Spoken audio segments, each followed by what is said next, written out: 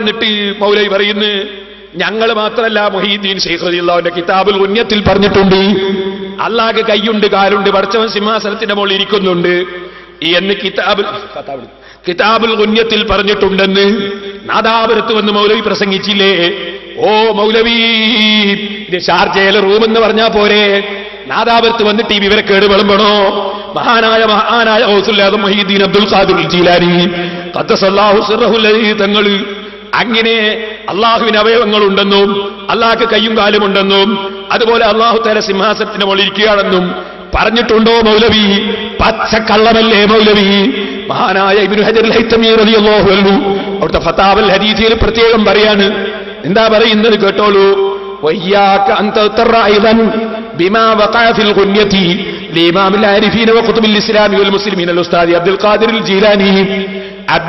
അൽ ജീലാനി റളിയല്ലാഹു അൻഹുവിന്റെ കിതാബുൽ ഗുന്യത്തിൽ നടന്ന ഒരു സംഭവം അത് കണ്ടു നീ പെട്ടുപോകണ്ട. അതെന്താ നടന്നത്? ഫൈന്നഹു ദസ്സഹു അലൈഹി ഫീഹാ മൻ സയന്തഖിമുല്ലാഹു മിൻഹു. ഖിയാമത്ത് നാളിൽ അല്ലാഹ് ഇത് പകരം കൊടുക്കും. അങ്ങനത്തെ ചില വിവരം കെട്ടവര് ബഹുമാനപ്പെട്ടവരുടെ കിതാബിൽ എഴുതി ചേർത്തതാണത്. ബഹുമാനപ്പെട്ട മുഹീദ്ദീൻ ശൈഖ് റളിയല്ലാഹു അൻഹു കിതാബിൽ വിവരം കെട്ട ചില ആളുകള്, പടച്ചവനെ പേടിയില്ലാത്തവര് എഴുതി ചേർത്ത് കൊടുത്തതാണത്. ബഹുമാനപ്പെട്ട ശൈഖ് അതിന് ഉത്തരവാദി അല്ല. ഫഹുവ ബരീഉം മിൻ ദാലിക. മുഹീദ്ദീൻ ശൈഖ് അങ്ങനെ എഴുതിയിട്ടില്ല. അത് ഈ കപട വിശ്വാസികൾ എഴുതി ചേർത്തതാണ് എന്ന് മുഹീദ്ദീൻ ശൈഖ് റളിയല്ലാഹു അൻഹുവിന്റെ കിതാബിൽ കണ്ടു നീ പെട്ടുപോകണ്ട എന്ന് ഇബ്നു ഹജർ അൽ ഹൈതമി റളിയല്ലാഹു അൻഹു ഫതാവൽ ഹദീസിൽ പറഞ്ഞിട്ടില്ലേ? 145-ാമത്തെ പേജിലെ കിതാബ് കാണാത്ത മുജാഹിദിന്റെ കുട്ടികളെ ഷാർജയിലെ റൂമിൽ ഇരുത്തിയിട്ടെടുക്കുന്ന ക്ലാസാണ് നാദാപുരത്ത് വന്നുള്ള പ്രസംഗം എന്ന് തെറ്റിദ്ധരിച്ചോ മൗലവി? ഈ കുടുക്കുന്ന നിങ്ങൾ സലാമത്താകാൻ പോകുന്നില്ല. ദുന്യാവിലും സലാമത്താവൂല, ആഖിറത്തിലും സലാമത്താവൂല കേട്ടോ.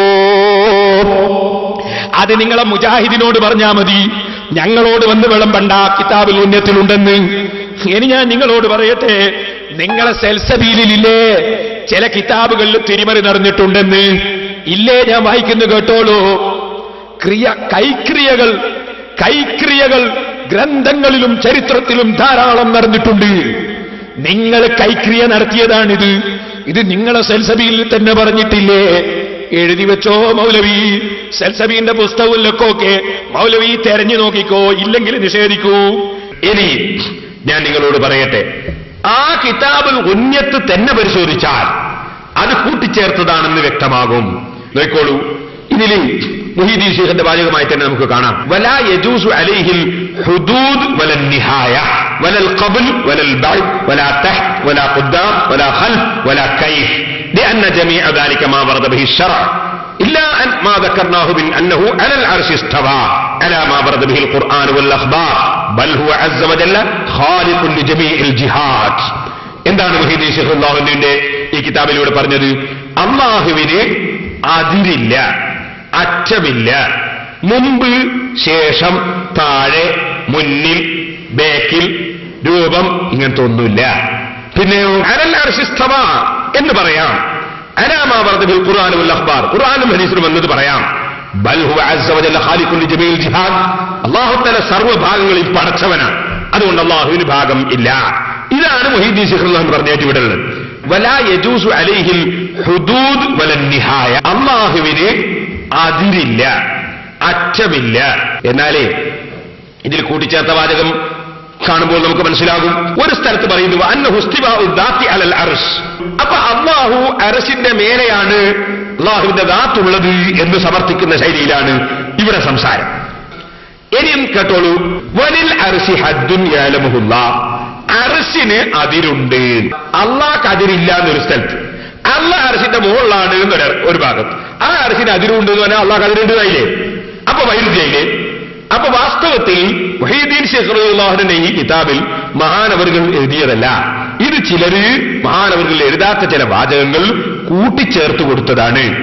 ഇനി ഒന്നുകൂടി പറയട്ടെ, മുഹീദ്ദീൻ ശൈഖിന്റെ ഉന്നത്തി മൗലവി എങ്ങനെ ഇവിടെ ഉദ്ധരിക്കാനായി ധൈര്യം വന്നത്? കാരണം മൗലവിമാരുടെ വാദം എന്താണ്? അള്ളാഹുവിന്റെ ഇരിപ്പിടമാണ് അർശ് എന്നാണ്. അല്ലെ അൽമനാറിൽ എന്താ പറഞ്ഞത്? അള്ളാഹുവിന്റെ ഇരിപ്പിടമാണ് അർശ് എന്ന് ഖുർആനിൽ നിന്ന് വ്യക്തമാകുന്നു. അള്ളാഹിന്റെ ഇരിപ്പിടം, അള്ളാഹ് ഇരിക്കുന്ന സ്ഥലമാണ് അർശ്, അൽമനാറിലുള്ളതാ. അന്നാ മുഹീദ്ദീൻ ശൈഖ് എന്താ പറഞ്ഞത്?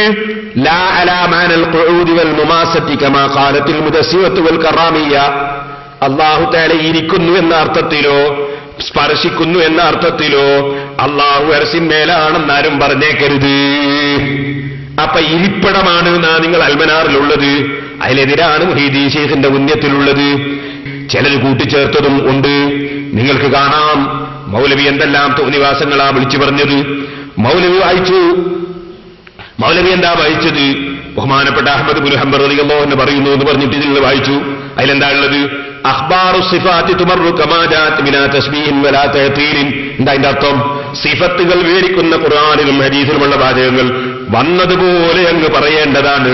അതിലൊന്നും തന്നെ സൃഷ്ടികളോട് തുല്യമാകുന്ന വിധത്തിൽ ഒന്നും അതിനെപ്പറ്റി വിവരിക്കരുത്. ആ ഹദീസും ഖുർആനിലും വന്നതില്ല എന്നും പറയരുത് എന്നല്ലേ പറഞ്ഞത്.